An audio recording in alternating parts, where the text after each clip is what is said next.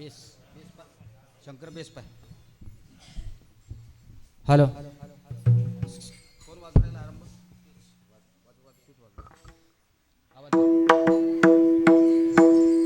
Hello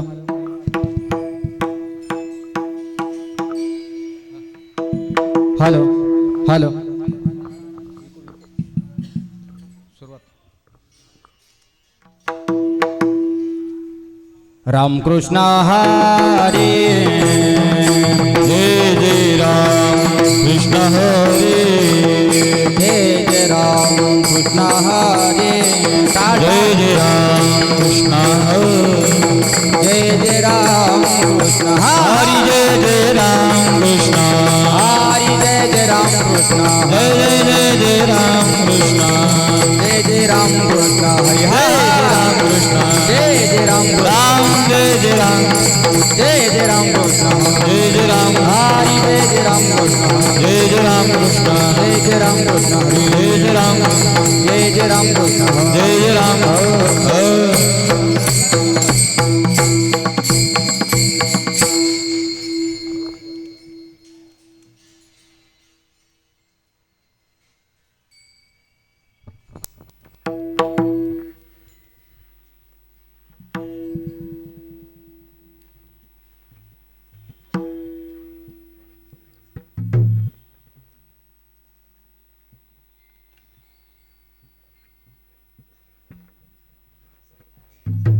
रूप पाहता लोचने लोचने रूप पाहता लोचने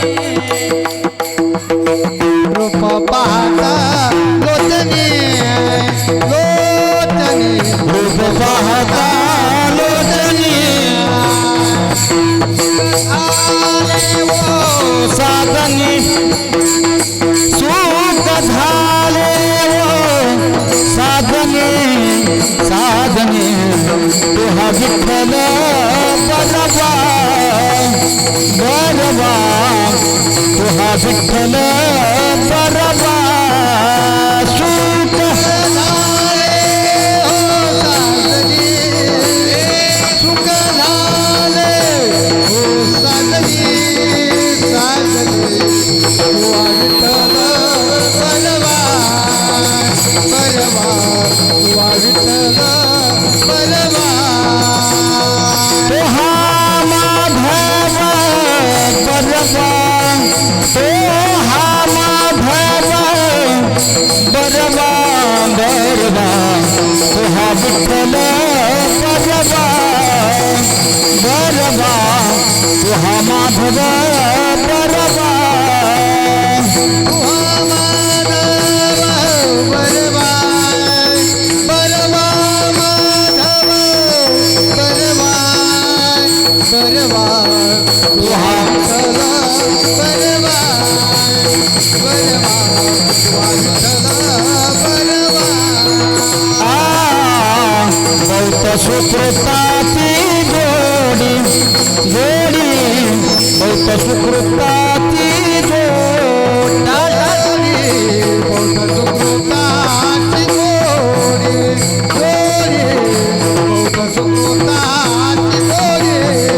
म्हणून विठ्ठाली आवडी म्हणून विठ्ठाली आवडी आवडी तुहा विठ्ठल बरवा बरवा तुहा माधव बरवा म्हणून म्हणून विठ्ठाले आवडे आवडे तुहा विठ्ठल बरवा बरवा तुआ विठ्ठल बलवा तुहा माधव बरवा वा वा मृदंगाचार्य तुहा माधव बरवा बरवा तुहा विठ्ठल बरवा बरवा तुहा माधव बरवा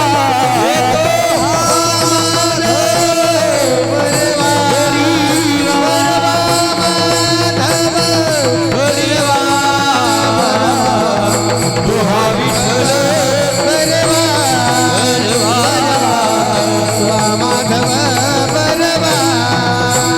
सर्व सुखाचे आगर आगर सर्व सुखाचे आगर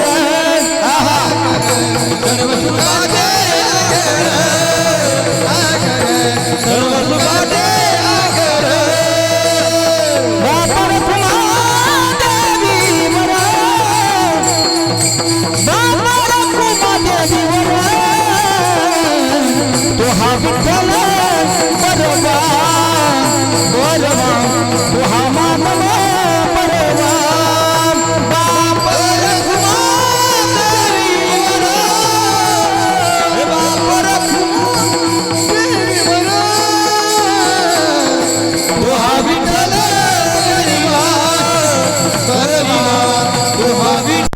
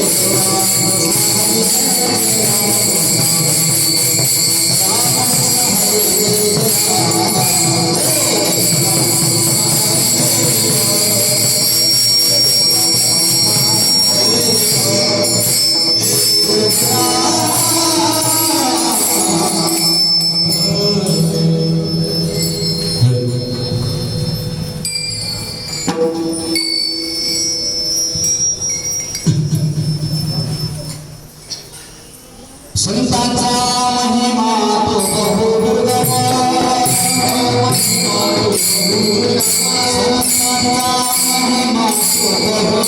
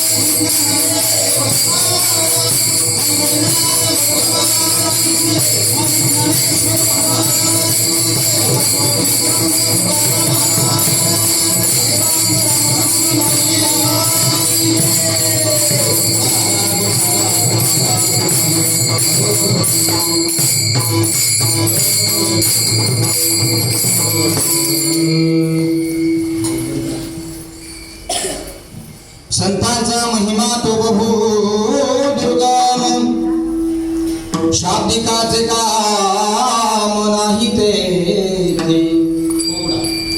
बहु दुधड जरी झाली म्हैस गाय, तरी होईल काय कामधेनु.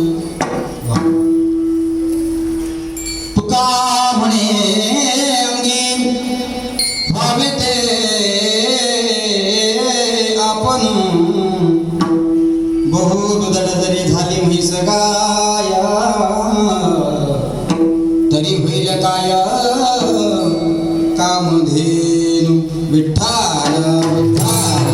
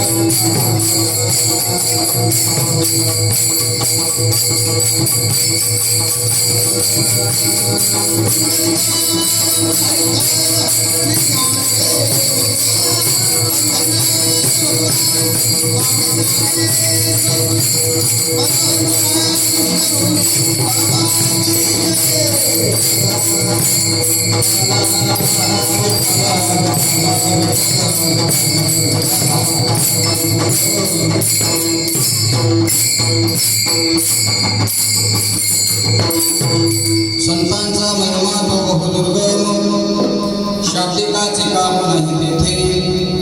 बहुदुधड जरी झाली म्हैस गाय, तरी होईल काय कामधेनु.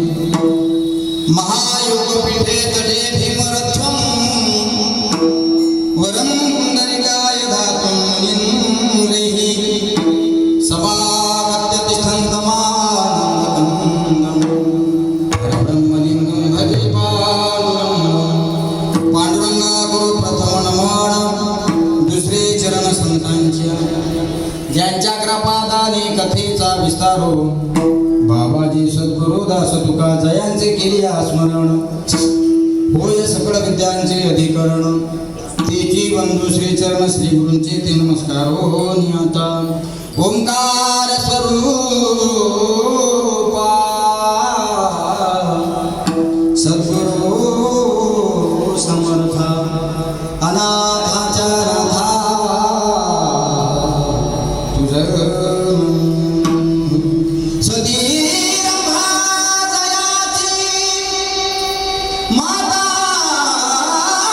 से हो आकारा मनाने पिता बसे हो श्री सोनी गावी अवतार धरिला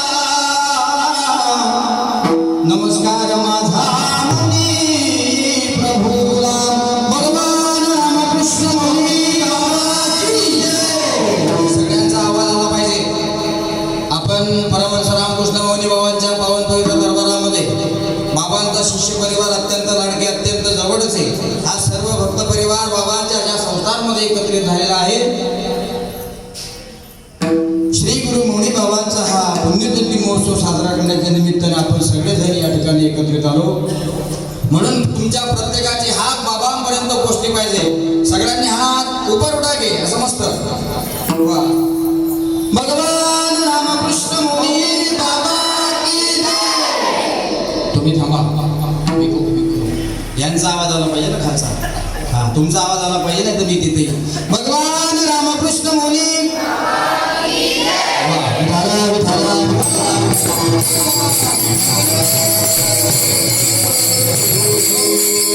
संतांचा महिमा तो बहु दुर्गम शाब्दिकाचे काम नाही तेथे.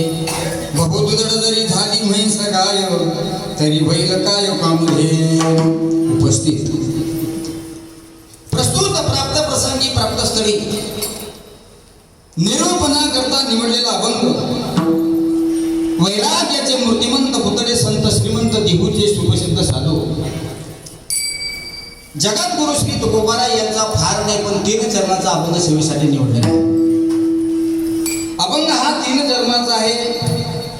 अभंग हा फार थोर संताचा आहे आणि या 3 चरणामध्ये आपल्याला धावत्या वेळामध्ये या ठिकाणी भावार्थ पाहायचा आहे. खरं सांगू वारकरी संप्रदायाच्या नियमाप्रमाणे प्रवचन हे 1 तास असतं. नीट लक्षात ठेवा. प्रवचन हे 1 तास असतं. कीर्तन 2 तास असतं आणि जे रात्रभर चालतं त्याचं नाव आहे तमाशा. कीर्तन करण्याकरता किमान संप्रदायाच्या नियमाप्रमाणे 2 तास पाहिजे असा दंडक आहे. प्रवचन करण्याकरता किमान 1 तास पाहिजे असाही सुद्धा दंडक आहे. तमाशा करण्याकरता टायमाचं काही भान नसलं तरी काही हरकत नाही. पूर्ण पैसे वसूल होईपर्यंत लोक तमाशा पाहत असतात. विठाला विठाला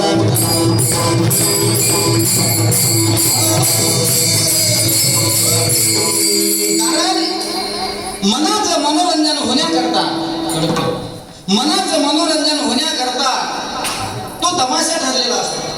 मनाचं मनोरंजन होण्याकरता तो चित्रपट ठरलेला असतो. पण जीवनाचा उद्धार होण्याकरता कीर्तन ठरलेलं असतं.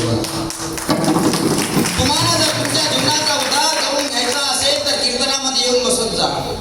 तुम्हाला तुमच्या जीवनाचं गेल्यानंतर सोनं करायचं असेल तर कीर्तनामध्ये येऊन बसत जा. तुम्हाला गेल्यानंतर सुद्धा 5-50 वर्ष या समाजामध्ये जिवंत राहायचं असेल तर कीर्तनामध्ये येऊन बसत जा. कारण कीर्तन हे मुक्ततेचं साधन आहे. कीर्तन हे उद्धाराचं साधन आहे. अनेक लोक या ठिकाणी आले आणि अनेक लोक या ठिकाणी आल्यानंतर तरुण सुद्धा गेले. मला असं वाटते आपण गेल्यानंतर कमीत कमी 10 वर्ष तरी आपण समाजात जिवंत असलो पाहिजे. गुरुजी आपण गेल्यानंतर म्हणतोय मी. असल्यानंतर तर लोक तुमचं पाठीमागं सुद्धा नाव घेतात आणि तोंडावर सुद्धा तुमच्या बोलतात. आताच्या जमान्यात आताच्या लोकांवर भरोसा करून उपयोग नाही. कारण संतांच्या पुराव्याशिवाय मी तुमच्या समोर बोलणार नाही. महाराज असं म्हणतात एका ठिकाणी तुका म्हणे जना राधो तोंडी सावळ. काय भाव आहे श्रीमंत तुकाराम महाराजांचा. तुका म्हणे जनरा दो तोंडी सावळ. याचा अर्थ काय महाराज आम्हाला कळाला नाही. महाराज म्हणतात एक मनुष्य आहे, पण मांडूळच्या जातीचा आहे. का? मांडुळाच्या एका तोंडावर तुम्ही रट्टा मारला की ते मांडूळ दुसऱ्या तोंडानं वाटचाल करतं, आणि दुसऱ्या तोंडावर रट्टा मारला की ते पहिल्या तोंडानं वाटचाल करते. मला मांडुळाबद्दल बोलायचं नाही, मला माणसाबद्दल बोलायचं आहे. आताच म्हणेन कीर्तनात कीर्तन चांगलं झालं, आणि नंतर कीर्तनातून उठून गेल्यानंतर म्हणेन ते जमलंच नाही. हा कोणाचा स्वभाव आहे? हा स्वभाव जर कोणाचा असेल तर हा माणसाचा आहे. म्हणून माझ्या मायमावल्यांनो, माझ्या वडीलधारी मित्रमंडळींनो, आपण या ठिकाणी कीर्तनामध्ये श्रवण करण्याकरता बसला आहात. मला माहित आहे कीर्तनाची वेळ फार संकुष्टित आहे, कारण या ठिकाणी 6 ते 7:30 हा माझा नियोजित वेळ शेड्यूल प्रमाणे ठरलेला आहे. पण माझ्याकडे आता 35 मिनिटं शिल्लक आहेत.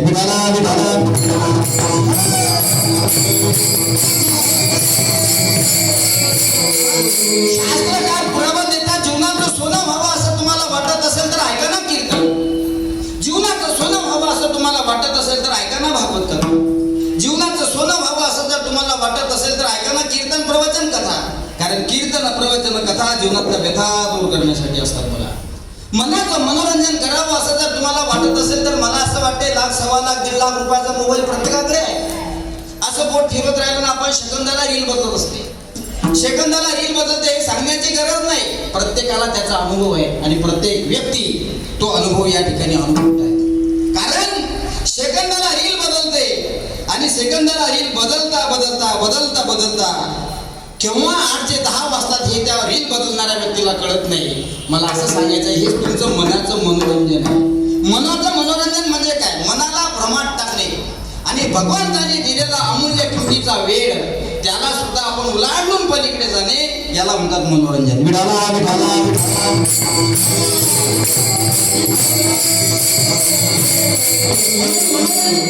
म्हणून शास्त्रकार वर्णन करतायत, या कष्टकरी कलियुगामध्ये आपण जन्माला आलो.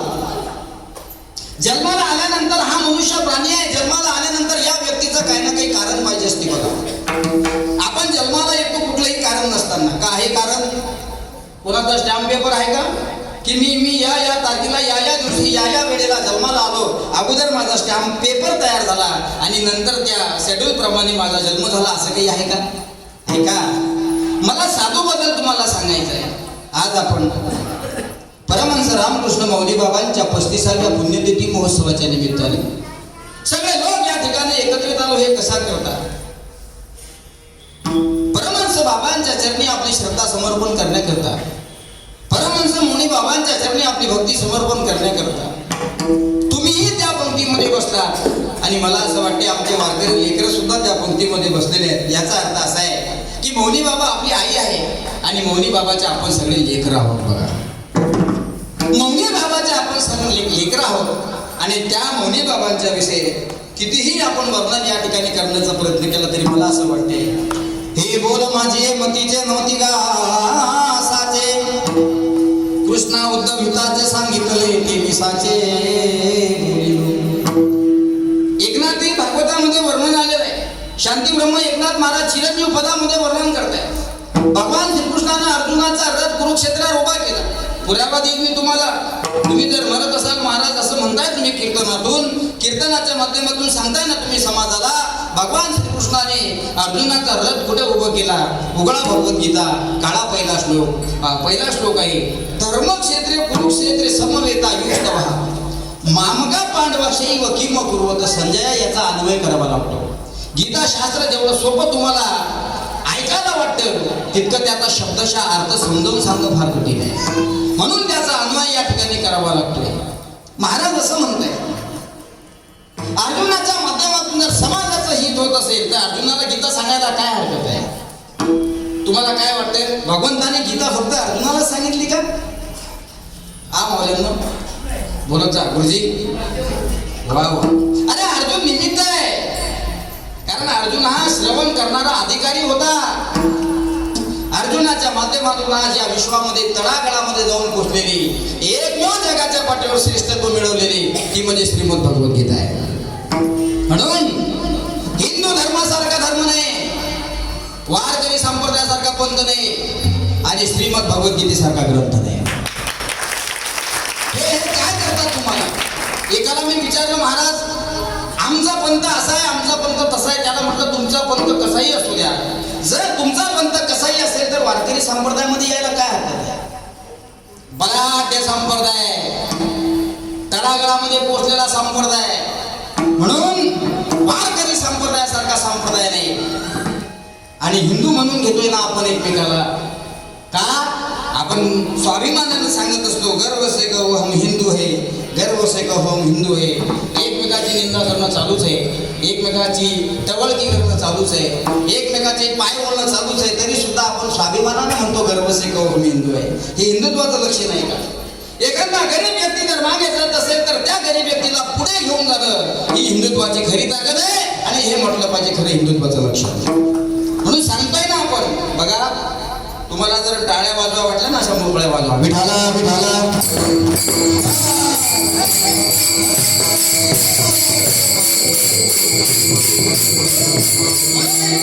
वारकरी संप्रदायासारखा पंथ नाही महाराज, हिंदू धर्मासारखा धर्म नाही, आणि श्रीमद भगवद्गीतेसारखा ग्रंथ नाही.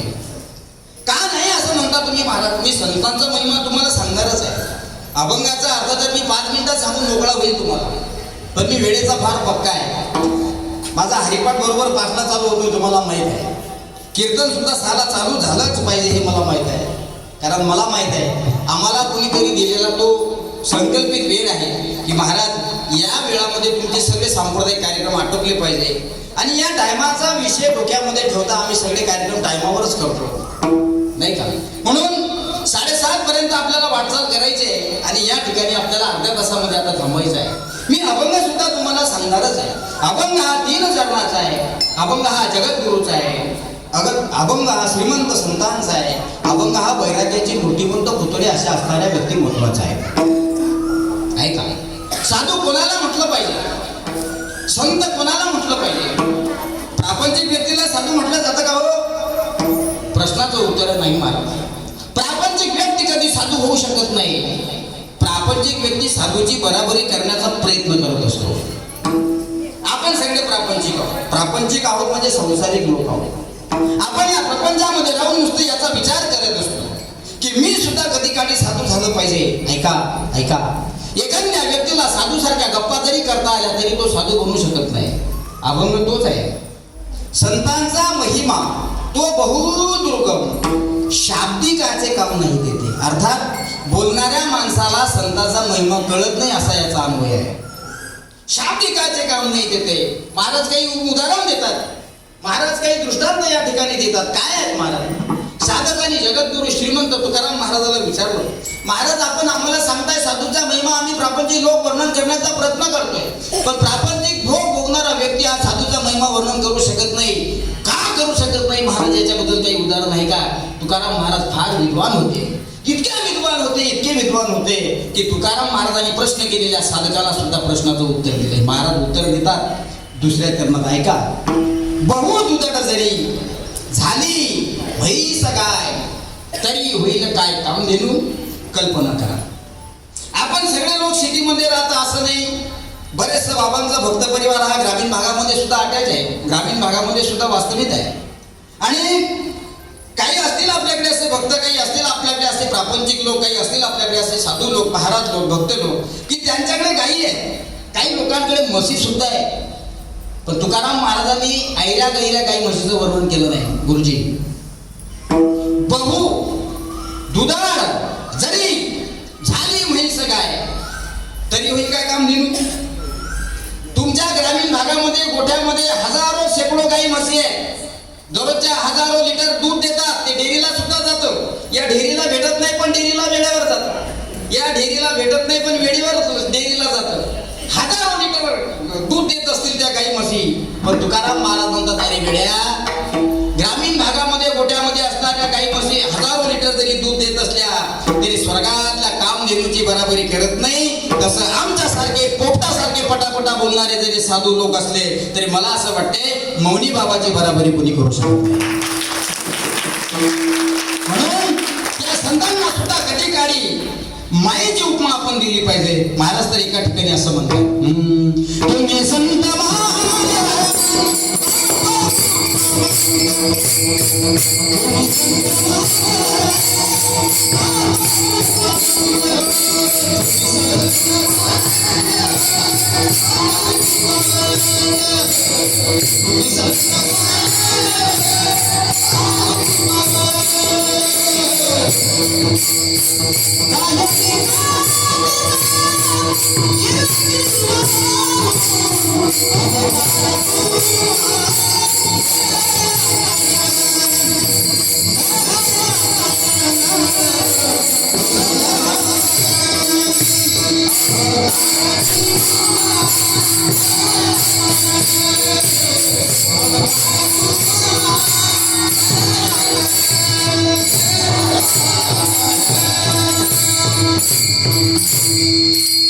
काय महिमा वर्णन केला आणि काय शब्दामध्ये उदाहरण पटवून दिलं हो.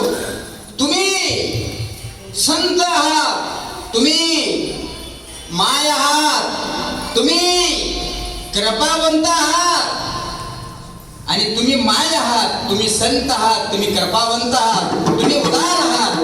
उदार, माय, संत, कृपावंत एवढा अधिकार ज्या लोकांचा, त्यांच्याबद्दल आपल्यासारख्या लोकांनी बोलण्याचा प्रयत्न केला पाहिजे.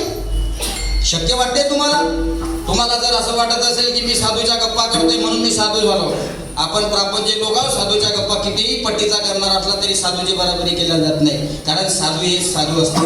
ऐका नी, साधू हे साधू असतात आणि आपण साधून घेणारे असतो. ज्यांनी साध धुतलेले आहेत त्याचं नाव आहे साधू आणि आपण साधून घेतो, त्याच्यामुळे आपण साधूच्या कोणत्याच पंक्तीत बसत नाही.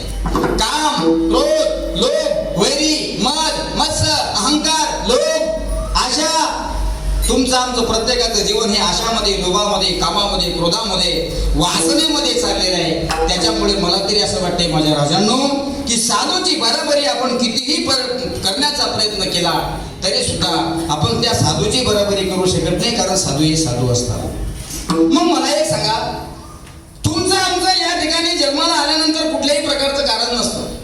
काय कारण? एखादं तरी तुमचं जन्माला येण्याचं कारण सांगा. भगवान श्रीकृष्णाचं जन्माला येण्याचं कारण आहे, बरोबर आहे. संतांचं जन्माला येण्याचं कारण आहे. थोर महापुरुषांचं जन्माला येण्याचं कारण आहे. थोर पुरुषांची यादी जर आपण पहिली भगतसिंग, सुखदेव, राजगुरू, सुभाषचंद्र बोस ही जी हुतात्मे होती यांचं जन्माला येण्याचं कारण होतं. कारण कधी काळी येऊन ठेवलेलं होतं सज्जनांनो की ही हुतात्मे या कष्ट तरी कलियुगामध्ये जन्माला आल्यानंतर कुठेतरी देशामध्ये रक्त सांडण्याचं काम करतील. मला असं वाटतं हे कारण आहे.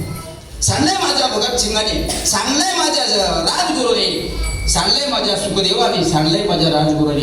ही लोक जन्माला आल्यानंतर यांचं फार मोठं कारण झालं. मी तर असं म्हणेन, कारण म्हणण्यापेक्षा या लोकांच्या जाण्यानं या गोष्ट तरी कलियुगामध्ये इतिहास घडलेला आहे. इतिहास आहे बघा तुम्ही. भगतसिंग जन्माला येण्याचं कारण आहे.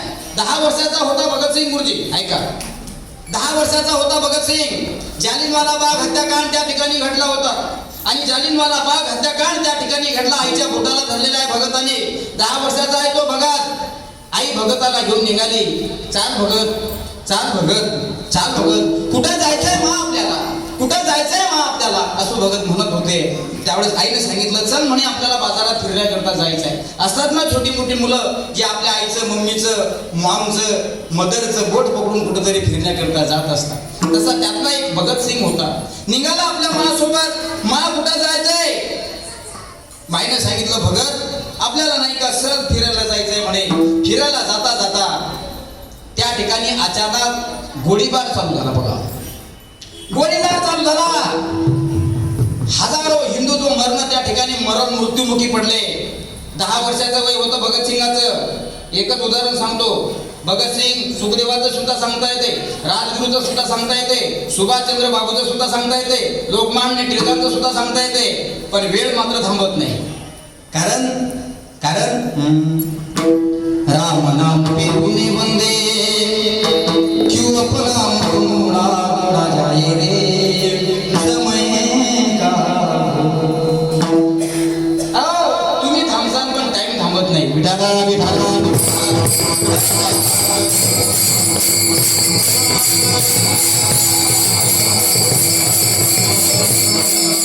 भगतसिंग सांगायला कमीत कमी 1 तास पाहिजे. राजगुरू सांगायला सुद्धा 1 तास पाहिजे. सुखदेव सांगायला सुद्धा 1 तास पाहिजे. आणि हुतात्म्याचं चरित्र हे कीर्तनात सांगितलं पाहिजे. कारण कीर्तनाचं नाव कीर्तन आहे. कीर्तनात साधू सांगितले पाहिजे. कीर्तनात संत सांगितले पाहिजे, कीर्तनात इतिहास सांगितला पाहिजे, कीर्तनात हिंदवी स्वराज्याचे संस्थापक छत्रपती शिवाजी महाराज सांगितले पाहिजे. एखादी आई जर मुलाला घडवत असेल तर त्या आईचं तोंड भरून कौतुक हे कीर्तनातच केलं पाहिजे. कारण आईच्या पोटी बाळ जन्माला येत असतं बघा. आईच्या पोटी बाळ जन्माला आल्यानंतर ते बाळ पुढे इतिहास घडवत असतं. असं 10 वर्षाचे भगतसिंग होते, 10 वर्षाचे. माईच्या पोटाला पकडलंय, मा आपण कुठं जातोय मा? त्यावेळेस सांगितलंय, भगत आपल्याला नाही का बाजारामध्ये जायचं आहे. आणि असं करता करता अचानक त्यांच्या समोर 10 गोळीबार चालू झाला. हजारो मरण मरून पडली होती. इतकी मरून पडली होती, इतकी मरून पडली होती की त्या ठिकाणी इंग्रजांच्या गोळ्या संपल्या होत्या. संपेपर्यंत ती मरून पडली होती. आणि ज्यावेळेस भगतसिंगांनी तो प्रसंग पाहिला, ज्यावेळेस भगतसिंगांनी तो वेळ पाहिला, ते काळ पाहिला आणि पाहिल्याबरोबर रक्ताने लाल गुंद झालेली माती भगतसिंगांना आपल्या मुठीमध्ये पकडली आणि रक्ताने लाल गुंद झालेली माती भगतसिंगांना आपल्या कपाळाला लावली. ऐकताय ना तुम्ही? ऐकताय ना ताई, उमाताई? ऐका. रक्ताने लाल गुंद झालेली माती भगतसिंगांना आपल्या कपाळाला लावली. मायनं विचारलं, भगत हे असं का करतोय तू कृत्य? त्यावेळेस भगताच्या तोंडातून निघालेले शब्द घरी घेऊन जाण्यासारखे आहेत बघा. भगत म्हणले, मा मी जरी 10 वर्षाचा असतो तरी माझ्या डोळ्यासमोर हजारो हिंदुत्व मृत्युमुखी या ठिकाणी पडलेले आहे. बघ म्हणे, मा रक्ताचा पूर वाहतोय, पण मी माती कपाळाला याच्यासाठी लावली की या मातीला कपाळा लावून मी या लाल मातीची शपथ घेतो की एक दिवस मी याचा बदला घेतल्याशिवाय राहणार नाही. याला म्हणतात भगतसिंग. याला भगतसिंग म्हणतात. आणि धर्म सुदैवानं भगतसिंगाला पाहण्याकरता पाहुणे आले. पूर्वीच्या काळामध्ये बालविवाहाची प्रथा होती. भगतसिंगाला पाहण्याकरता पाहुणे आले म्हणून आईनं भगतसिंगाच्या हातामध्ये 50 रुपयाची नोट दिली. सांगितलं, भगत बाजारामध्ये जा, आज तुला बघण्यासाठी पाहुणे येणार आहेत. भगतांनी विचार केला, मला बघण्यासाठी या ठिकाणी पाहुणे येतील, मग मला स्वयंपाक केल्यानंतर मला ते पसंत करतील आणि पसंत केल्यानंतर मला विवाह करावा लागेल. पण मी 10 वर्षाचा होतो त्यावेळेस मी रक्तानं लालगुंद झालेल्या मातेची शपथ घेतलेली आहे. माझा जन्म बाईची सेवा करण्याकरता नाही, तर माझा जन्म ही काळी आईची सेवा करण्याकरता झाला. आज लहान असणारे भगतसिंग, काय झालं त्या भगतसिंगाने? आज मला असं वाटते, तुमची इच्छा असो की नसो, भगतसिंगाचा इतिहास तुम्हाला ऐकावाच लागतो. याचं कारण काय? धन्य आहे ती माता की त्या मातेनं भगतसिंगाला जन्माला घातले. म्हणून काही हुतात्मा लोकांचं जन्माला येण्याचं कारण असते, हे कारण मला सांगायचं होतं. म्हणून आज त्या लोकांनी इतिहास घडवला. सांगेल मी तुम्हाला, ऐका. अरे मेरे वतन के लोगों,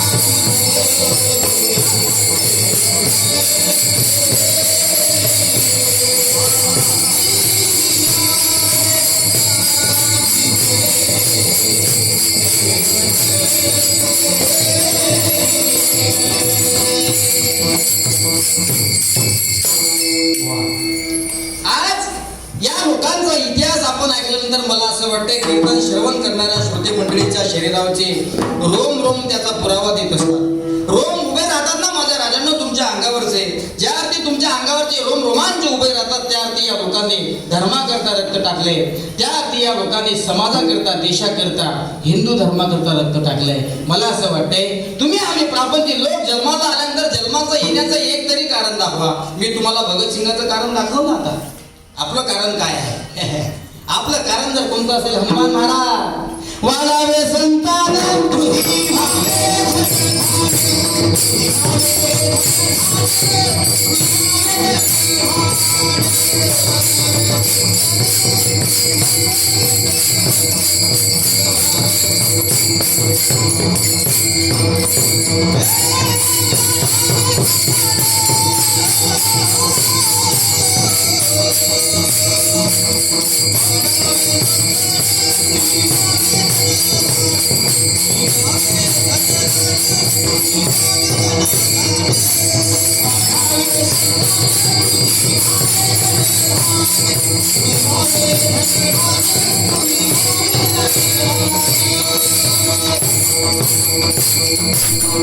आपलं जन्माला येण्याचं कारण मी तुम्हाला सांगतोय.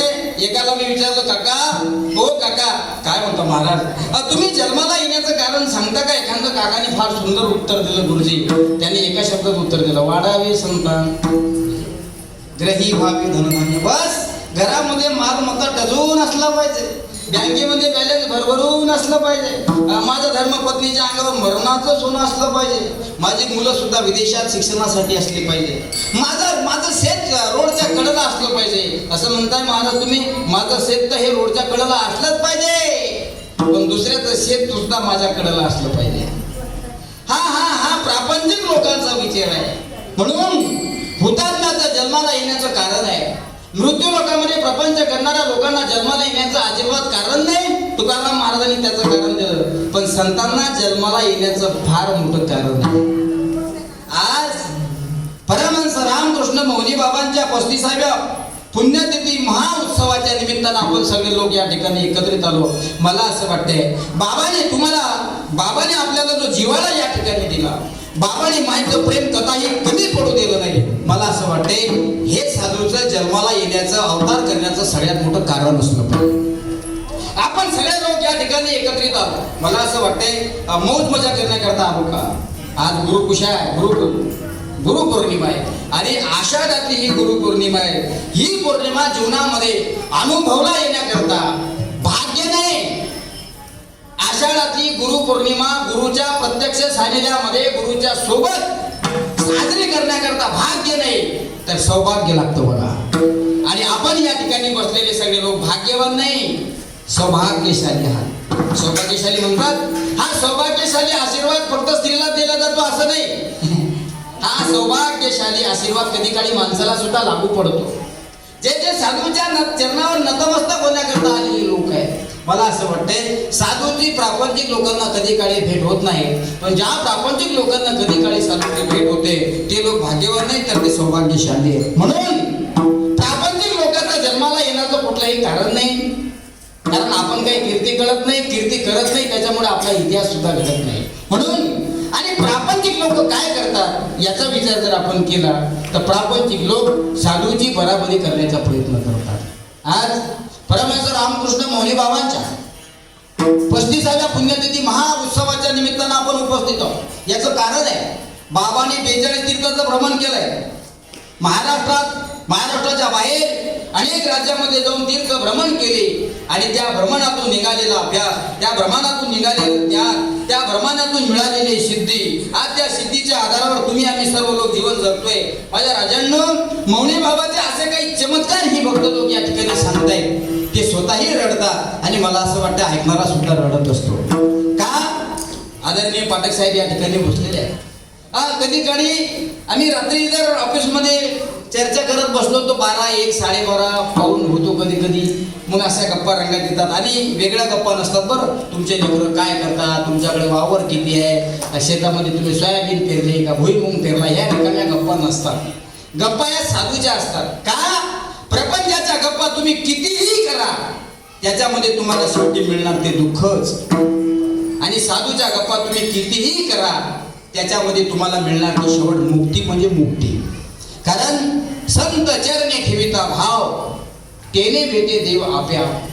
कारण एखाद्या मोठ्या माणसाला तुम्हाला भेटायला जायचं असेल तर मला असं वाटते अगोदर शाहू महाराज पीएची अपॉइंटमेंट घ्यावी लागते. पीए कल्पना करा, तुम्हाला कॅबिनेट मंत्र्याला भेटायला जायचं आहे. काही घराचं काम असेल, काही शेताचं काम असेल, काही विहिरीचं काम असेल, काही पाटबंधाऱ्याचं काम असेल, पण साहेबाला भेटल्याशिवाय तुम्हाला दुसरा पर्याय नाही. एकदम साहेबाला तुम्हाला भेटता येणार नाही. तुम्हाला अगोदर साहेबाच्या अंडर काम करणारा तो पीए असतो, त्याची अपॉइंटमेंट घ्यावी लागेल. तो साहेब ठरवेल तुम्हाला किती वेळ साहेबाला चर्चा करण्यासाठी द्यायचा आहे. मला असं वाटतंय हा पीए जर कॅबिनेट मंत्र्याला भेटण्यासाठी तुम्हाला वेळ देत असेल तर आपला कॅबिनेट मंत्री हा भगवान पांडुरंग परमात्मा आहे. आणि भगवान पांडुरंग परमात्म्याचे पीए म्हणजे हे संत आहे. साध्या मंत्राला जर तुम्हाला भेटायचं असेल तर पीएची अपॉइंटमेंट घ्यावी लागते. तसंच महाराज म्हणतात तुम्हाला देवाला भेटायला जायचंय. आपण म्हणतो ना एखाद्या लहान मुलाला, का रे बाबा आई कुठे गेली? तो सांगतो बाबा मी लहान असताना नाही का माझी आई देवाकडे गेली.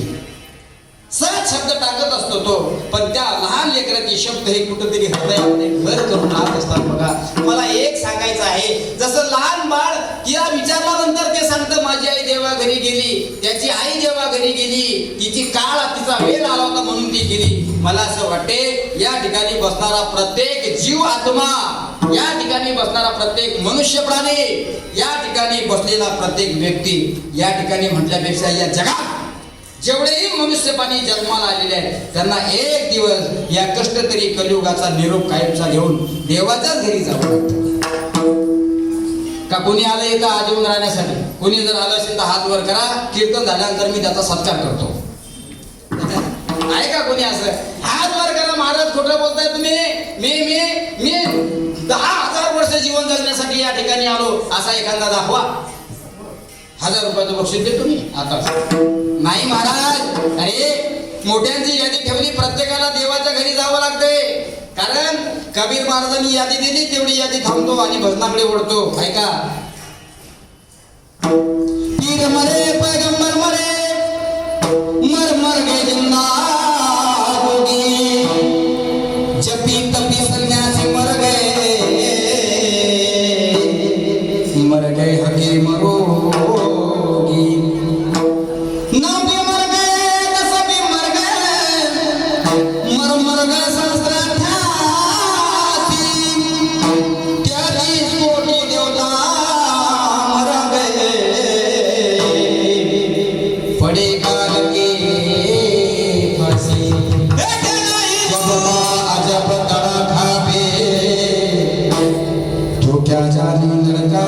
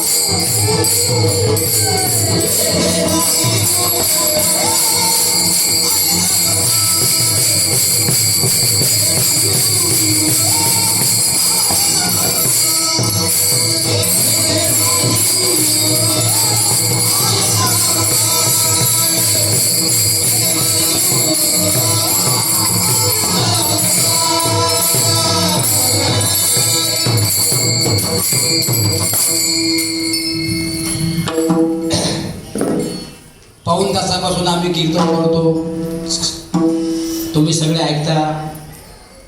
मौनी बाबाची अत्यंत लाडकी पिल्ल टाळ वाजवतात. भक्त परिवार तल्लीन होऊन श्रवण करतो. मंदिराच्या आवारात काही मंडळी बसलेली आहे. या माईकचा आवाज जिथपर्यंत जातो तिथपर्यंत सर्व लोक कीर्तन श्रवण करतात. इकडून सुद्धा महिला मंडळी बसलेली आहे, इकडून सुद्धा पुरुष मंडळी बसलेल्या आहे. पण कीर्तनामध्ये रंगदेवता निर्माण करण्याची खरी जी मजा आणतायत ती ही सगळी लोक आहेत. मला असं वाटते याच्याकरता एकदा जोरदार टाळ वाजला पाहिजे. मी सांगित असतो की आपल्या शेगावला जर तुम्ही गेले तर गजानन महाराजांचं एक ब्रीद वाक्य आहे साहेब. सगळ्यांना कल्पना आहे, सगळ्यांना माहित आहे. माझी वेळ संपलेली आहे, ऐका खूप वाटतं, पण मी तुम्हाला सांगितलं वेळ नाही आपल्याकडे. दौड़ा जाए रे समय का नाही. आपण कितीही बोलण्याचा प्रयत्न केला, त्या घड्याळच्या सेकंद काताला सांगितलंय सामाला थांब, अरे बाबा थांब जरा, गंमत चालू आहे जरा थांब. ते म्हणे तुझं चालू दे, मी नाही थांबणार. तो थांबत नसतो बघा कोणासाठी. ऐका, महाराष्ट्रामध्ये नावाजलेली सर्व गायक वादक मंडळी आपल्या आज मौनी बाबाच्या पुण्यतिथी उत्सवाच्या निमित्ताने उपस्थित आहे. आणि कीर्तनाचे खरे प्राण ही सगळे लोक असतात. कीर्तनाचे प्राण गाणारे सुद्धा तोला मोलाचे असले पाहिजे, वाजवणारे सुद्धा तोला मोलाचे असले पाहिजे, ऐकणारे सुद्धा खराटून झोपणारे असले पाहिजे. बरोबर आहे? तुम्ही चालू द्या महाराज, तुम्ही चालू द्या. एका आजीकडे माझं लक्ष गेलं. त्या आजीला म्हटलं, आजी मी बऱ्याच दिवसापासून तुला पाहतोय, ज्यावेळेस तू कीर्तनामध्ये बसते त्यावेळेस चांगलं तल्लीन होऊन कीर्तन ऐकते, पण आज माझं कीर्तन चालू झालं तेव्हापासून माझी नजर, माझं लक्ष तुझ्याकडे आहे. ती म्हणते काय झालं माझ्याकडे लक्ष ठेवतो महाराज? म्हटलं काही नाही, माझं कीर्तन जेव्हापासून चालू झालं तेव्हापासून तू खुशाल झोपते आजी. आजी म्हणले, बाबा आतापर्यंत मी हजारो कीर्तनकार पाहिले, पण तुझ्यासारखा कीर्तनकार पाहिला नाही. आजीला म्हटलं, आजी का? म्हणजे संध्याकाळी दररोज मी झोपीच्या 2 गोळ्या घेते, पण झोपीच्या गोळ्या घेऊन सुद्धा मला झोप येत नाही, पण तुझं कीर्तन चालू झालं की मला झोप आल्याशिवाय राहत नाही.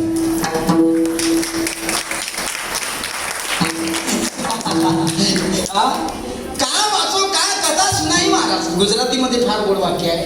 का वाचो का कथा सुनाई, घर को 2-2 गोली खाई पर नींद ना आवी, आपकी कथा चालू हुई तो खुशाल नींद आवी. म्हाताऱ्याला विचारला आधी प्रॉब्लेम काय? म्हणजे 2-2 टॅबलेट घेते म्हणजे झोपीच्या, तरी सुद्धा डुबली नावाची गोष्ट येतच नाही. पण तुमचं कीर्तन चालू झालं म्हणजे की झोप आल्याशिवाय राहत नाही. म्हणून तुम्हाला सांगितलं, गाणारे तोला मुलाचे असले पाहिजे, वाजवणारे तोला मुलाचे असले पाहिजे, ऐकणारे सुद्धा रटवून झोपणारे असले पाहिजे. बरोबर आहे? झोपणारे नसले पाहिजे. ऐका माझ्या माऊल्यांनो, कीर्तन, प्रवचन, कथा जीवनातल्या व्यथा दूर करण्यासाठी असतात. आज परमहंस रामकृष्ण मौनी बाबाच्या पावन पवित्र दरबारामध्ये आम्ही कीर्तन सेवा करतो. बाबाच्या कृपा आशीर्वादाने संपूर्ण महाराष्ट्राचं दर्शन आम्हाला होतं, ही आमच्यासाठी सौभाग्याची गोष्ट आहे. आज तळागाळामध्ये कीर्तनासाठी जाण्याचा योग येतो. मी संपूर्ण महाराष्ट्र फिरतो, सगळ्यांना माहित आहे संपूर्ण महाराष्ट्रामध्ये कीर्तन होतात. पण ज्या अज्ञानी लेकराला बाबांनी बाबाच्या कृपा आशीर्वादानं बोलण्याची शक्ती दिली, त्या परमहंस रामकृष्ण मौनी बाबाचा प्रचार प्रसार केल्याशिवाय मी राहत नाही, हा माझा सिद्धांत आहे. करतो मी, सांगतो समाजाला सांगत असतो की या कधी काळी आमच्या मौनी बाबा संस्थानला व्हिजिट करा, भेट द्या. बघा किती मोठं संस्थान आहे. अरे या तुम्ही थकलेला असाल, भागलेला असाल, सिरलेला असाल, मौनी बाबाची समाधी पाहिल्यानंतर तुमचा सीन जाईल, तुमचा भाग जाईल, तुमचं सगळं दुःख नाहीसं होईल. कारण बाबाची समाधी तेजोमय समाधी आहे. बाबाची समाधी संजीवन समाधी सारखी समाधी दिसते. आणि साधूचं मुख कमल एकदा पाहिल्यानंतर असं म्हणताय, कोटी ब्रह्म हत्या मुख पहावया जाती. कोटी ब्रह्म हत्या केल्याचं पाप साधूचं मुख कमल पाहिल्यानंतर मिळत असतं. म्हणून कधी काळी या, तुम्ही शिरलेले असाल, तुम्ही भागलेले असाल, तुम्ही कष्टात असाल, तुम्ही संकटात असाल, तुम्ही दुःखात असाल, त्रास असेल तुम्हाला, टेन्शन असेल तुम्हाला, असं म्हणतात बाबा साधूच्या चरणावर, साधूच्या नजरेवर नजर मिळवा.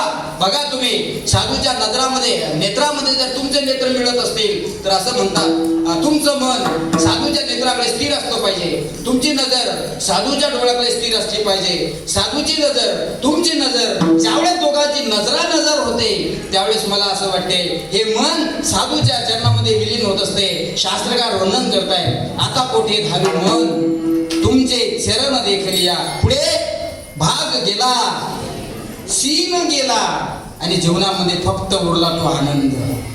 काय भाव आहे ह्या गप्पा फक्त साधूच्या आहेत साहेब. म्हणून प्रपंचाच्या गप्पा करून कीर्तनामध्ये आनंद मिळवल्यापेक्षा साधूच्या गप्पा करून जीवनाचं सोनं केलं पाहिजे, हा कीर्तनाचा सिद्धांत आहे. करा ना, करा. म्हणून आपल्यासारख्या सर्वसामान्य व्यक्तिमत्वाने साधूच्या कितीही गप्पा करण्याचा प्रयत्न केला तरी साधू होऊ शकत नाही. तुकाराम महाराज अनुभव देतात अभंगाच्या पहिल्या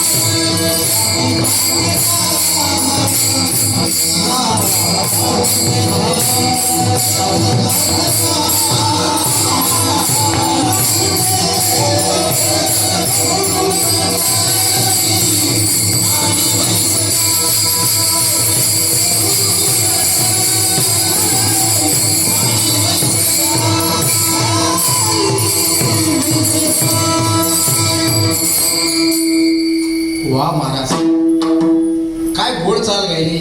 मी सांगता सांगता विसरूनच गेलो. कीर्तनाचं तसंच होते बघा. कीर्तन सांग होय अंग हरी रूप. एखादा साखळ दंड जर तुम्हाला तयार करायचा असेल तर कळीला कळी जोडावी लागते. बाजारात जाऊन एकदम साखळदंड आणता येत नाही. त्या कारागिराला विचारावं लागतं मला साखळदंड पाहिजे, म्हणजे थांबा तयार करू द्या. मग कळीला कळी जोडत गेली की त्याचा साखळदंड तयार होत असतो. कीर्तनाचं सुद्धा तसंच आहे. सांभाळ चिंतने तद्रूपता. एक विषय काढल्यानंतर दुसरा विषय निघतो, दुसरा नंतर तिसरा, तिसऱ्यानंतर चौथा. इतका वेळ निघून जातो की 7:30 कधी वाजतात हे महाराजला सुद्धा कळत नाही. आता ऑलरेडी 7:30 वाजलेले आणि मला असं वाटतं आपण सुद्धा या ठिकाणी थांबलं पाहिजे. ऐका, ही सगळी गुणीजन मंडळी कीर्तनासाठी आहे आणि मी तुम्हाला सांगतोय नारदाच्या गादीवर बाबा मला बोलवण्याची शक्ती देत आहे. संपूर्ण महाराष्ट्रामध्ये आज बाबाच्या कृपा आशीर्वादाने आम्ही फिरतोय. ही एनर्जी जर कोणाची असेल तर परमहंस रामकृष्ण मौली बाबाची श्रद्धा आपली पाहिजे. हजारो समाज असतो कीर्तनात, हजारो. ही सगळी लोक महाराष्ट्रामध्ये आम्हाला वेळोवेळी प्रत्येक ठिकाणी भेटत असतात. आज कीर्तनासाठी आवर्जून उपस्थित महाराष्ट्रातील सुप्रसिद्ध मृदंगाचार्य, ज्यांची थाप महाराष्ट्रातच नाही तर महाराष्ट्राच्या बाहेर सुद्धा प्रसिद्ध आहे, आदरणीय शंकर महाराज हिरेकर. त्याचमध्ये ताल सम्राट मृदंगाचार्य मृदंग महर्षी आमचे श्याम महाराज गालट. महाराष्ट्रामध्ये नाव आहे. विदर्भाचे गायन पोकळ्या म्हणून संबोधल्या जाणारे आपल्याच परमहंस रामकृष्ण मौली बाबांचा कृपापात्र शिष्य हनुमान महाराज काळे आहे. काय गोड आवाज आहे, कोकिळेसारखा एकदा जोरदार टाळ्या. ही कृपा आहे. एवढाले लेकरं होते. एवढाले लेकरं होते. कारण आता हे एवढाले होते मग मी केवढा असा प्रश्न आहे. लहान होते घरून आले तर क ख ग घ हे लिहिता येत नव्हतं यांना. पण त्यांना मी नेहमी सांगत असतो, जाता जाता सांगतो तुमच्या सगळ्याच्या माहिती करता, साधूचा मोठेपणा कधी सांगू नये, स्वतःचा स्वाभिमान समाजासमोर सांगितल्याशिवाय राहू नये. मी आमच्या मुलांना सांगत असतो, एकदा एखाद्या वेळेस अभंग पाठ नाही केला तरी चालेल, पण तुमच्या समोर जर पार्ले बिस्किटच्या पुढ्याचा कागद पडलेला असेल, तो बाबाच्या दरबारातला आहे, तो उचला. तो कागद उचलल्यानंतर तुमचं पुण्य बाबाच्या अकाउंटमध्ये, तुमच्या अकाउंटमध्ये जमा होईल आणि त्या पुण्याचा फेर बदला कुठेतरी तुम्हाला समाजात दिल्याशिवाय राहणार नाही. ही साधूच्या सेवेची ताकद आहे. करत राहा, साधूची सेवा करत राहिली पाहिजे. आम्ही सुद्धा करतो, ही मुलं सुद्धा करतात. बघा ना यांचं साठवण कसं आहे. सप्ताह चालू झाला, या लोकांना अगोदर सांगितलं जातं मुलांना 5 वाजता उठावं लागतं, 5:30 वाजता आंघोळ करून तयार राहिलं पाहिजे, 6 वाजता काकडा चालू झाला पाहिजे, 7ला 5 कमी असताना दत्त मंदिरात सभा मंडपात हजर असलं पाहिजे. मौनी बाबाची आरती तुमच्याकडून म्हणून घेतल्या गेली पाहिजे. आरती झाल्यानंतर श्रमदान तुमच्याकडून झालं पाहिजे. काय घेतलं पाहिजे श्रमदान?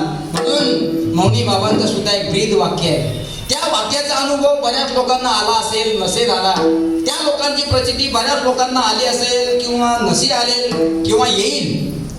गजानन महाराजांचं एक ब्रीद वाक्य आहे, गणगण गणात भोते. ऐका, उत्तरदेचा कीर्तन झाला.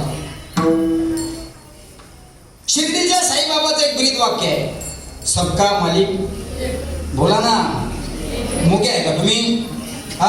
आम्ही बोलावे, तुम्ही काहीच न करावे, तुम्ही भक्ती करावी. चालू दे महाराज, असं काही नाही ना. शिर्डीच्या साईबाबाचं एक ब्रीद वाक्य आहे, सबका मालिक एक. वा, आता जमलं. आता खरं कीर्तन चालू झालं. आतापासून 2 तास तुम्हाला सुट्टी देत नाही. अक्कलकोटच्या स्वामी समर्थाचं एक ब्रीद वाक्य आहे, ठेवू नकोस मी तुझ्या पाठीशी. धामणगावच्या मुसाजी महाराजांचं सुद्धा एक ब्रीद वाक्य आहे, सदविचार सदाचार. तसं आपल्या परमहंस रामकृष्ण मौनी बाबांचं सुद्धा ब्रीद वाक्य आहे, ज्याचे वा काय उसळ आहे बजावत आली. हे ज्याचे त्याला जे आहे याचा अर्थ तुम्हाला सगळ्यांना माहित आहे, तरी सुद्धा एका प्रमाणात सांगतो आणि थांबतो. जगी जीवनाचे सार घ्यावे जाणून सत्वर, जैसे ज्याचे कर्म तैसे फळ देतो रे ईश्वर. जैसे ज्याचे कर्म तैसे फळ देतो रे ईश्वर. ज्याचे त्याला विडोबार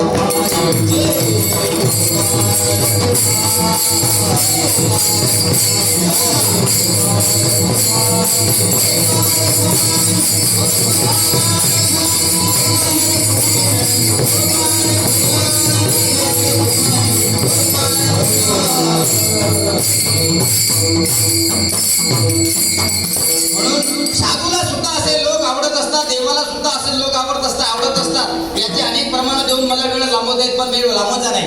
कसा असला पाहिजे भक्त, कसा असला पाहिजे भाविक, कसा असला पाहिजे श्रद्धाळू. अनपेक्ष सुचिर दक्ष उदासीन गतव्यता हा सर्वारंभी परित्यागी युमत भक्त समी प्रिया. शास्त्रकार असं वर्णन करतायत, गीता शास्त्रकार असं वर्णन करतायत, जो कर्म करतो पण कर्माच्या फळाची अपेक्षा करत नाही, त्याला कल्पना आहे मी आज हे कर्म करतोय पण या कर्माचं फळ मला एक दिवस भेटल्याशिवाय राहणार नाही. ही साधूची आणि देवाची ताकद असते. कर्म करत चला, आपलं कर्म असलं पाहिजे. आम्ही कर्म केलंय. शेगाव संस्थानला मी 4 वर्ष शिकलो. भक्त जातात 2 नंबरला, ते मी स्वतः हाताने स्वच्छ केलंय साहेब. जास्त क्लिअर बोलणार नाही, समजणे वाला कोई इशारा करतो. जे भक्त लोक जातात ना 2 नंबर साठी सकाळी, ते आम्ही स्वतः हाताने घासले. म्हणून आज श्याम महाराज डाकोरकर 4था वर्ग नपास आहे, तरी सुद्धा तुमच्या समोर बोलतोय. ही मौली बाबाची ताकद आहे. अजून काय पाहिजे? मुंबईपर्यंत गेलो, कर्नाटकला गेलो, आंध्राला गेलो, तेलंगणाला गेलो, महाराष्ट्रात फिरतोच आहे. ही ताकद कशाची आहे? ज्याचे त्याला. एवढं वाक्य जरी आपण नीट लक्षात ठेवलं आणि याच्यावर नीट स्टडी केली तर मला असं वाटते आपल्या जीवनाचं सोनं झाल्याशिवाय राहणार नाही. म्हणून अभंग फार गोड आहे. अजून आपलं एकही चरण संपलेलं नाही. अजून आपल्याला 2 चरणाचा या ठिकाणी भाव पाहायचा आहे. पण महाराज असं म्हणताय, तुम्हाला जर 2 चरणाचा भाव पाहायचा असेल तर या ठिकाणी कमीत कमी 10 वाजेपर्यंत वेळ पाहिजे. आणि मला असं वाटतंय आता सगळ्यांना या ठिकाणी भोगा सुद्धा लागलेले आहेत. सांगण्याचा फार आनंद वाटतो. तुम्ही बघा ना किती एकाग्र चित्तानं कीर्तन ऐकता. हे सगळे एकाग्र चित्ताने टाळ वाजवते. पण मला माहित आहे हा 1-1.5 तासाच्या कीर्तन सेवेचा हा जो आपला शिनभाग आहे, बाबांची शोभायात्रा आपण गावातून सगळ्यांनी काढली. आपण सगळेजण शोभायात्रेत सहभागी झालो होतो. मला माहित आहे पडला तुम्हाला झोप सुद्धा लागली होती. पण तो झालेला त्रास, तो आलेला शिनभाग या 1 तासाच्या कीर्तनानं सगळा धून निघाला. ही साधूच्या गप्पेमध्ये असलेली ताकद आहे. साधूच्या गप्पामध्ये सुद्धा ताकद असली पाहिजे. म्हणून गप्पा जर करायच्या असल्या तर त्या साधूच्या केल्या पाहिजे. प्रपंचाच्या गप्पा करू नका. प्रपंचाच्या गप्पा केल्या की नरकवास आहे आणि साधूच्या गप्पा केल्यानंतर स्वर्गवास आहे. याचा अर्थ असा नाही की महाराज प्रापंचिक लोक स्वर्गात जातात आणि बाकीचे लोक नरकात जातात, असं नाही. तुम्ही साधूचं चरित्र डोळ्यासमोर ठेवून जीवन जगण्याचा प्रयत्न करा. साधू तुमच्यावर कृपा आशीर्वादाचा वर्षाव केल्याशिवाय राहणार नाही. ही साधूची ताकद आहे. म्हणून श्री संत तुकाराम महाराज साधकाला उपदेश करताना सांगतायत, साधूच्या गप्पा आपल्यासारख्याने किती जरी केल्या तरी साधूची बराबरी केल्या जात नाही. का केल्या जात नाही? ग्रामीण भागामध्ये हजारो लिटर गाई म्हशीनं दूध द्यायला तरी स्वर्गातल्या कामधेनूची बराबरी केल्या जात नाही. साधक महाराजांकडे गेला, महाराजांना विचारू लागला, महाराज आता काय केलं पाहिजे? मला सुद्धा साधू व्हायचंय. काही लोक आमच्याकडे येतात, महाराज 65 वर्षाचे म्हातारे आमच्याकडे येतात, महाराज काय झालं बाबा? महाराज मला नाही का माळ घालायची इच्छा होती. किती वर्षाचा असतो तो? 65 वर्षाचा असतो तो. 65 वर्षाचा असणारा म्हातारा आमच्याकडे येतो, महाराज काय म्हणता बाबा? काय नाही, माहीत नाही का माळ घालायची इच्छा आहे. आता लोक तुम्ही काय केलं? अरे तुम्ही 25, 30, 35 वर्षाचे होते त्या काळात तुम्ही काय केलं? आता 65 वर्षाचे झाले, आता तुम्ही माळ घालता. मी त्या बाबाला उत्तर फार सुंदर दिलं. बाबा 30, 35, 25 वर्षाचे 30, 35, 25 वर्षाचे ज्या काळात तुम्ही होते त्या काळात तुम्ही माळ घालायला पाहिजे होती, तुम्ही माळ घातली नाही. आणि आता 65 वर्षाचे झाले, आता थोडशा दिवसासाठी हाड कशाला पाठवता? म्हणून परमार्थ करण्यासाठी सुद्धा वेळ आहे, परमार्थ करण्यासाठी सुद्धा वय वर्ष दिलेलं आहे. तुमचं जीवन जगण्याचा प्रत्येक शेड्यूल हा शास्त्राच्या नियमाप्रमाणे आहे, फक्त ज्याचा तेव्हा तो जगला पाहिजे. म्हणून साधा तुकाराम महाराजांकडे गेला. महाराज तुम्ही सांगितलं हे ठीक आहे, पण मला सुद्धा साधू व्हायचे आहे. तुकाराम महाराजांनी साधकाचा हात पकडला, नदीच्या तीरावर घेऊन त्याला गेले. ऐका, नदीच्या तीरावर त्याला नेलं, त्याची मान पकडली, त्याला सांगितलं बघ तुला पाण्यात काय दिसतं. त्याने सांगितलं महाराज मला नाही का माझं प्रतिबिंब त्या पाण्यात दिसतं. महाराज म्हणले अज्ञानी आहे, अज्ञानी माणसाला ज्ञान कधी लवकर कळत नसतं. असं कसं? महाराज ठीक आहे, भगवान गोपाळ श्रीकृष्णाने अर्जुनाला 11 विचार असणारं असतं विश्वरूप दर्शन दाखवलं. ज्यावेळेस अर्जुनाने बघितलं भगवंत आपण काय करता, त्यावेळेस भगवंताने सांगितलं अर्जुना हे बघ माझं विश्वरूप आहे, मी तुला दाखवते. अर्जुनाने सांगितलं देवा क्षमस्व मी, मला माफ करा. म्हणजे का? अरे तू जे विकराळ प्रकारचं स्वरूप मला दाखवलंय हे मला दिसत नाही. देवाच्या लक्षात आलं अर्जुनाला आपण विश्वरूप दाखवलं, पण विश्वरूप पाहण्याची दृष्टी मात्र त्याला दिली नाही. आपल्या सुद्धा डोळ्यावर अंधकाराचा पडदा पडलेला आहे. तुकोबाने साधकाला नदीच्या काठावर नेलं, त्याला पाण्यात काय दिसतं हे विचारलं. साधकाने पाण्यात पाहिल्यानंतर स्वतःचं प्रतिबिंब पाहिलं. तुकाराम महाराज म्हणतात पुन्हा एकदा पहा काय दिसतं. महाराज मला नाही का पाण्यामध्ये माझंच प्रतिबिंब दिसतं. महाराज म्हणले अरे वेड्या, अरे अज्ञानी माणसा, पुन्हा एकदा बघ तुला काय दिसतं. त्यावेळेस त्या साधकाला समजलं की आपल्याला महाराजांनी ज्या अर्थी पाण्यामध्ये पाहण्यासाठी सांगितलंय त्या अर्थी त्या साधकाने उत्तर दिलं महाराज 2 वेळा मला माझं प्रतिबिंब दिसलं, पण तिसऱ्यांदा ज्यावेळेस मी पाहिलं त्यावेळेस मला मासोळी पाण्यामध्ये दिसले. तुकाराम महाराज म्हणले हेच तुझं जीवन चरित्र आहे. कसं? पाण्यातला मासा झेप घेतो कैसा, जावी त्याच्या वंशा तेव्हाकडे. तसं जगद्गुरु श्री संत तुकाराम महाराज असं म्हणतायत. तुम्हाला खऱ्या साधूची महती जाणून घ्यायची असेल, तुम्हाला साधूचा महिमा संताचा महिमा अनुभव करून घ्यायचा असेल तर काय केलं पाहिजे? अभंगाच्या शेवटच्या चरणात तुका म्हणे अंगी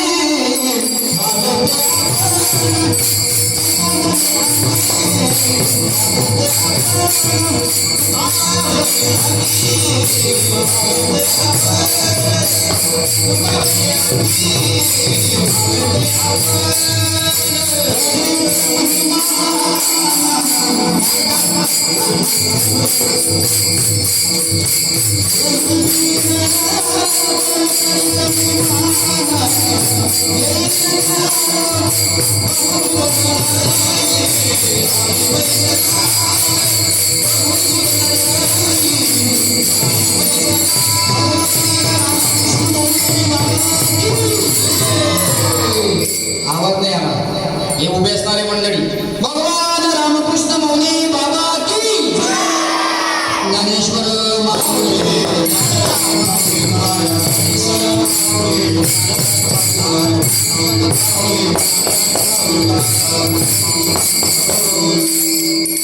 ऐका, सांगण्यासारखं खूप आहे पण वेळ आपला संपलेला आहे. तरी सुद्धा 10 मिनिटं मी जास्त जे घेतले त्याबद्दल सगळ्या भक्तांची दिलगिरी व्यक्त करतो.